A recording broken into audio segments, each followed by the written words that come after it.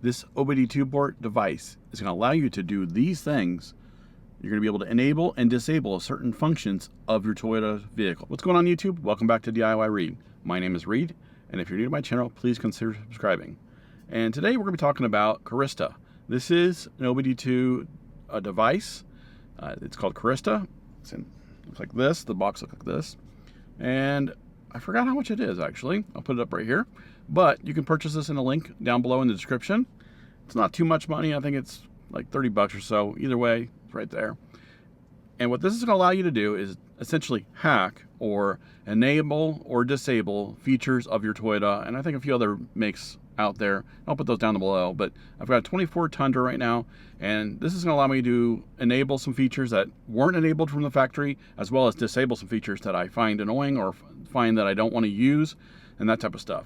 So that's going to allow me to do quite a bit on this. And what you need to do is, we got to turn your vehicle on. I recommend turning the vehicle on outside the garage, but turn your vehicle on and then plug this into the OBD2 port while the vehicle's running. You can have the ignition on only if you want to, but it might run your battery down. So I always recommend leaving it on, and then it'll plug in, or not plug in, but it'll connect to your phone via Bluetooth. So let's go ahead and get that taken care of. You're going to install this in OBD2 port below your driver's side, well, the steering wheel area. And let's get that taken care of. So now that it's plugged in, it wants you to connect it. So I'll hit connect. And it's gonna take a little bit of time to connect via Bluetooth here. So now it's connected. Now you can see the voltage of my battery. You can go to customize. This allows us to go through and customize, well, I'll go through that in a second, but customize and unlock hidden features, as well as disable features. I can diagnose my vehicle, check and reset default codes. So if you're at a check engine light or anything like that come up, you can read what the code is and see what it is. You can check out service information, and then we can do live data here. So let's go to live data here. We can check out different information about the vehicle. I think it's RPM, temperatures of different things, and all that type of jazz. And it takes a little bit to connect to that portion, and it does say that you might hear some relays clicks. And some dash warnings, it looks like, too. I haven't seen any pop up on mine, which, I mean, it may, I don't know. So as you can see, we can do wheel speed live data. This might help you diagnose some issues.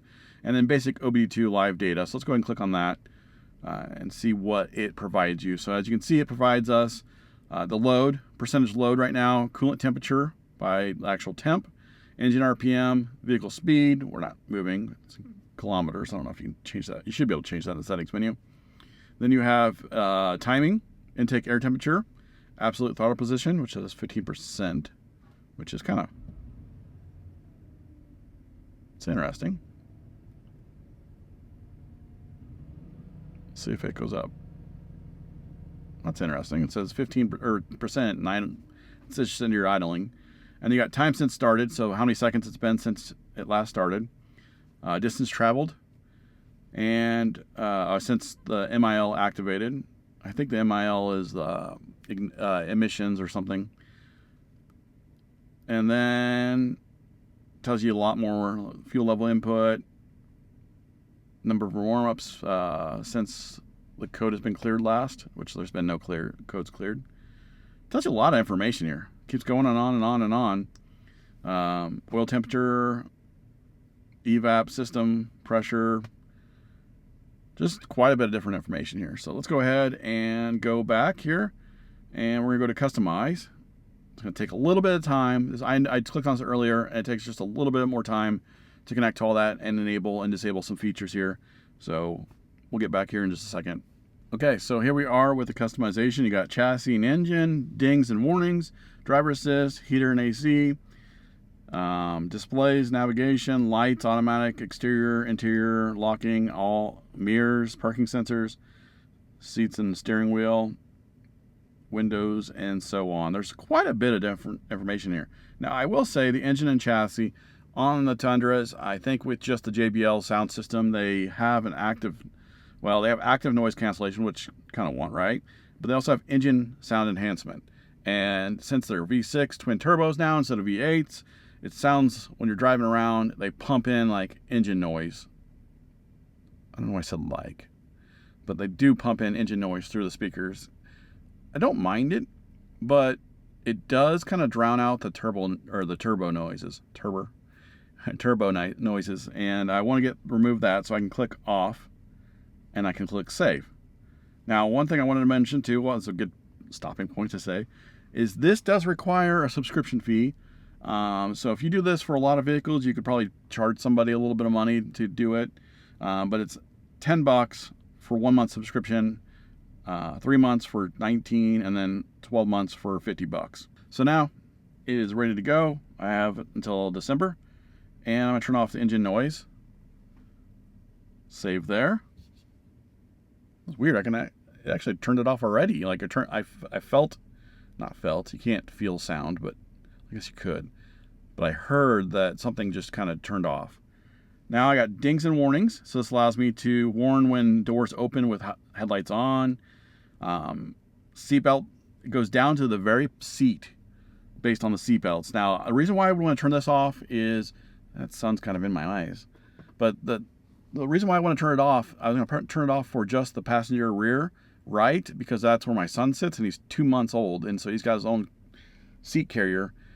And for whatever reason, if someone's leaning on that a little bit, it'll start dinging, and because it's a Toyota, it dings forever, and it's really annoying. So that's, we want to do rear right passenger off and save. I want to make sure it dings for me. I want to make sure it dings for that person, or my wife, or whoever sits in that seat. I want to make sure it dings for the person back here in the center, and my daughter, or whoever sits in that seat too as well. That way, if it dings, that way if they don't have their seatbelts on, my family's safe, and we can warn them. So we disabled that one. We're going to leave the rest of them on. Do change 3 flashes to 5 flashes, 7 flashes when you click on the turn signal. The turn signal volume, I can turn that down if I wanted to, which actually is kind of cool. And let's go back here. I can turn on the marker lights. I can have them enabled or disabled when I unlock and lock. There's someone walking by. Kind of scared me for a second. I can automatically lock the vehicle after 60 seconds. I want to change that to 120 seconds, but automatically lock a vehicle after, say I unlock it and I don't open a door, it automatically locks because it's Toyota. So I can change that timing there. Mirrors you can change with door locks, with ignition. Since my mirrors fold in. Parking sensors. The cool thing is they have windows and sunroof. So you can do, if you hold the remote on the unlock button, it'll roll down the windows. And you can change that on here to make it roll down the windows. And then if you'll lock, it rolls the windows up, which is kind of cool. So you don't have to be near the vehicle when you do that. So that's really cool. I keep saying really cool for everything. Sorry, guys. And let's see here. Seat function, seat flow, airflow. I can change that. That's kind of cool. There's lots of different settings in here. I mean, go hog wild on this, but as you can see, look at all these different settings we can do. Change, enable, disable, and all that type of stuff.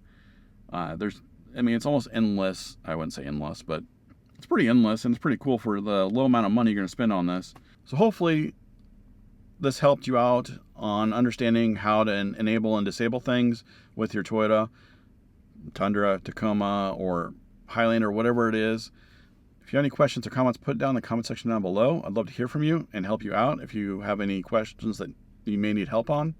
Now, I will say that there are quite a few things you can do on this, which is really cool, but just be mindful, like don't turn off your seatbelt light or the noise just because it annoys you and you don't want to wear your seatbelt. That's dumb.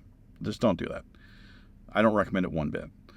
So, like I said, I'll leave a link in the description below for this device, and you can download the iOS app or the Android app. If this is your first time to my channel, please consider subscribing. If this video helped you out in any way, please leave me a like, and I will see you next time.